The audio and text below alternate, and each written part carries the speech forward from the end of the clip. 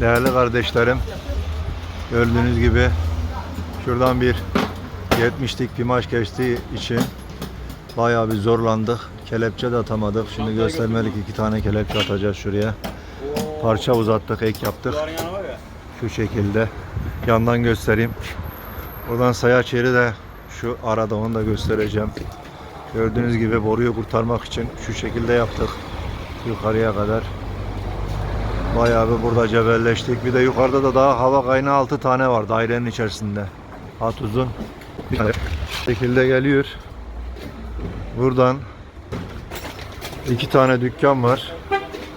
Buradan buraya geliyor. Bir çeyrek dükkan manalarını bıraktık. 2 tane de sayaç yerimizi bıraktık arkadaşlar. Umarım beğenmişsinizdir. Beğenmeyi, yorum atmayı unutmayın. Arkadaşınıza destek olun. Saygılar, sevgiler.